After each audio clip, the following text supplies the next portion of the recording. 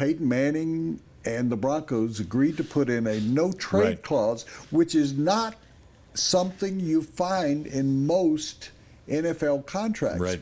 Why do you think that's in the contract? Well, it was reported by Mike Florio of Pro Football Talk, who's a really good source for things like this, a very credible journalist. I believe there are two things at work here. Number one, I think there's a small level of distrust in Peyton Manning. And if things weren't going well, I think Peyton believes the Broncos might have dealt him at some point to unload his salary and start the Brock Osweiler era. There's no reason to keep around Peyton Manning if things are going downhill and you're paying him $19 million a year. So I think Peyton wanted that in the contract, so the Broncos, A, couldn't deal him. Peyton doesn't like change either, so he doesn't want to go somewhere else to finish his career. Number two, from the Broncos' standpoint, I think they just wanted stability. They agreed to it because if Peyton was insisting on it, okay, we've already asked him to take a pay cut. We'll give him the no-trade clause. Whatever resentment there was for taking the pay cut, we just want to settle things down and keep Peyton happy.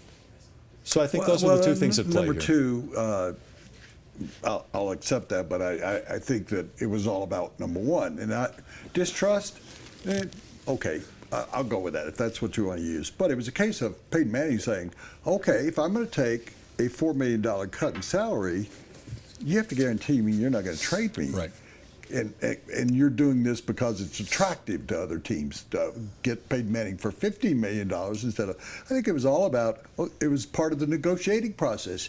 You kept saying on there, why haven't they gotten this done? Because they were working through some various scenarios in regard to what they were going to do about the contract. Well, it's a $19 million business deal. It takes time. Yeah.